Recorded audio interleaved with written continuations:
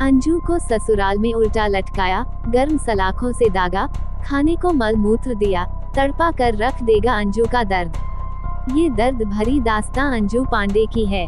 वो अंजू पांडे जिसने अपनी मर्जी से शादी की मगर उसे उसकी मर्जी का संसार नहीं मिला। जिस पति के सहारे उसने सारा संसार छोड़ दिया था, अपने माँ बाप को छोड़ दिया था, उसी ने अपने घर वालों के साथ मिलकर उस पर जुल्मों सितम करने की इंतहा कर डाली।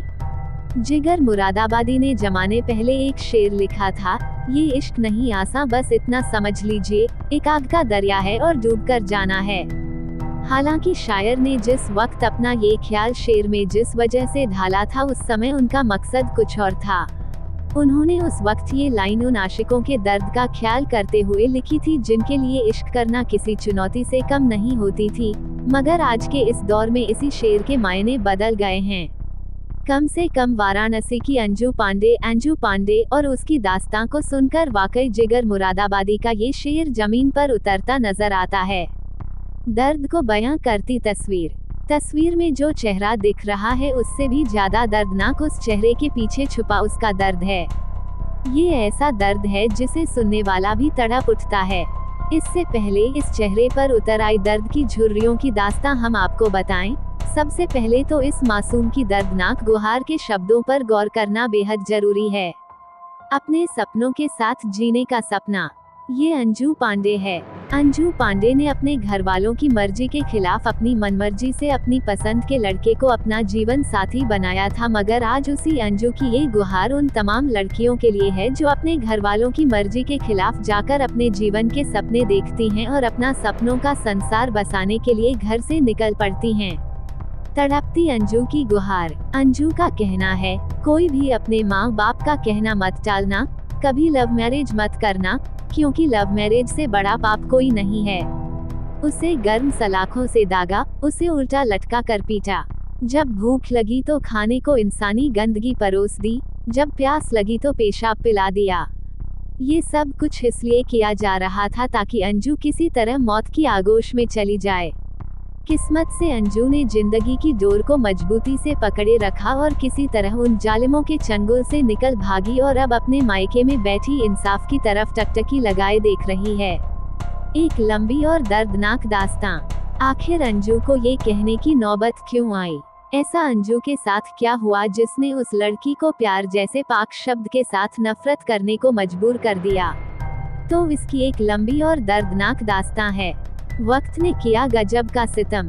अंजू की जो हालत आप इस वक्त देख रहे हैं, अंजू हमेशा से ऐसी नहीं थी। उसकी पुरानी तस्वीरें देखकर किसी को भी यकीन नहीं होगा कि ये बेबस और बेचारी सी दिखने वाली अंजू भी कभी बाकी लड़कियों की ही तरह हंसती खेलती और अपनी जिंदगी में चांद सितारों को अपने दामन में समेटने का न सिर्फ सपना देखती थी बल्कि जमाने भर की खुशियों को अपने कदमों में बिछाने का मादा भी रखती थी। लेकिन वक्त का सितम देखिए, सब कुछ कर सकने में सक्षम ये अंजू आज बेबस और लाचार है। ससुराल के लोगों ने ढाया जुल्म। इस बेहद खूबसूरत सी दिखने वाली अंजू की जिंदगी उस वक्त नर्क बन गई जब उसने अपने घर वालों की मर्जी के खिलाफ अपनी मर्जी के लड़के से शादी करने का इरादा किया था। उसकी शादी से पहले की तस्वीर और शादी के बाद की हालत को देखकर कोई भी इस बात का अंदाजा लगा सकता है कि इस मासूम ने जमाने भर के जुल्म सहे हैं। और ये जुल्म देने वाले कोई और नहीं, खुद उसके पति और उसके ससुराल के लोग हैं जिन्होंने इस पर हर किस्म का कहर बरपाया। जुल्म का किस्सा सुनकर सिहर जाते हैं लोग। लव मैरिज के बाद दहेज में मायके से 4 लाख रुपए न मंगवा पाने पर एक विवाहिता का जीवन उसकी ससुराल के लोगों ने नर्क सरीखा बना दिया। अंजू पांड्या ने पुलिस को बताया कि उनकी लव मैरिज हुई थी। 20 फरवरी 2018 को उसने प्रयागराज के रहने वाले संजय पांड्या नाम के शख्स के साथ 7 फेरे लिए थे।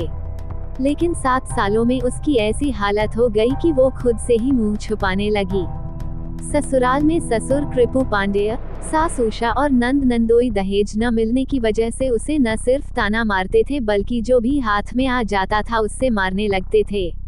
इतना जुल्म और सितम ढाने के बाद भी ससुराल के लोग अंजू से अपने मायके से 5 लाख रुपए मंगवाने का जोर डालते रहे। खुलासा यही है कि अंजू के ससुराल के लोग जमीन खरीद सकें। दहेज की खातिर ढाया सितम। इसी मारपीट के सिलसिले के बीच 15 फरवरी 2019 को अंजू ने एक पुत्र को जन्म दिया। इसके बावजूद दहेज के लिए जुल्मों सितम का सिलसिला जारी रहा। उनके पिता ने 1 लाख रुपए ससुराल वालों को दिया तो कुछ दिन तक सब ठीक रहा, लेकिन उसके बाद फिर अंजू पर जुल्म ढाए जाने लगे। गरज ये कि जैसे भी हो अपने मायके से वो 4 लाख रुपए और मंगवा दे। जिस्म और जेहन सब कुछ जख्मी। अंजू के शरीर का कोई भी ऐसा हिस्सा नहीं है जहां उसकी ससुराल वालों ने अपने जुल्म के निशान न छोड़े हों। खुद अंजू ने जब अपनी आप बीती टीवी के कैमरे पर आकर कही तो देखने और सुनने वालों के रोंगटे खड़े हो गए। अंजू जब ससुराल वालों के चंगुल से निकलकर छत को फांदकर जैसे तैसे मायके पहुंची तो उसकी हालत देखकर खुद उसकी मां और पिता उसे पहचान नहीं सके थे। पढ़ी लिखी अंजू को अब इंसाफ चाहिए। बीएड तक पढ़ाई करने वाली अंजू अब पूरी तरह से तन्हा है। उसके बच्चे भी उसके पति के पास हैं। अपने ससुराल वालों का नाम सुनकर बुरी तरह से सहमने वाली अंजू की एक शिकायत पुलिस से भी है। अंजू का कहना है कि पुलिस ने उसकी गुहार को नजरअंदाज कर दिया। हालांकि ससुराल से भागकर अंजू जब अपने मायके पहुंची तब उसने पुलिस कमिश्नर से मिलकर अपनी गुहार सुनाई। वाराणसी के पास भेलवरिया की रहने वाली अंजू पांड्या की तहरीर के आधार पर जैतपुरा थाने में नई बस्ती लहरतारा के रहने वाले उसके पति संजय पांड्या, ससुर कृपू पांड्या, सास उषा पांड्या, नंद खुशबू पांड्या, पूना पांड्या व प्रियंका पांड्या और नंदोई दीपक पांड्या व संजीव पांड्या के खिलाफ दहेज, उत्पीड़न समेत कई संगीन आरोपों में मुकदमा दर्ज करवाया। इतना ही नहीं, अंजू को अब ये कहने में जरा भी हिचक नहीं होती कि उसके ससुराल वालों का वही हाल होना चाहिए जो उन सब ने मिलकर उसका हाल किया है। उन्हें भी वैसे ही तड़पाया जाए, उन्हें भी वैसे ही मारा जाए और उन्हें भी गर्म सलाखों से दागा जाए। पति का नाम सुनकर सिहर जाती है। जिस संजय पांडे को वो दिलो जान से चाहती थी, अब उसी संजय पांडे का नाम सुनते ही उसकी आंखों में गुस्से और नफरत की आग साफ नजर आने लगती है। कई महीनों तक अस्पताल में अपना इलाज करवाने के बाद अब अंजू की बस एक ही चाहत है। 26 साल की हो चुकी अंजू के लिए ये जिंदगी करीब करीब नर्क बन चुकी है। फिलहाल उसका एक ही मकसद है कि जैसे भी हो उसकी जिंदगी को तबाह करने वालों को उनके अंजाम तक पहुंचाना, और इसके लिए अंजू लगातार कानून की चौखट पर गुहार लगा रही है। अंजू की मां अब सारा दिन अपनी बेटी की हालत देखकर रोती रहती है।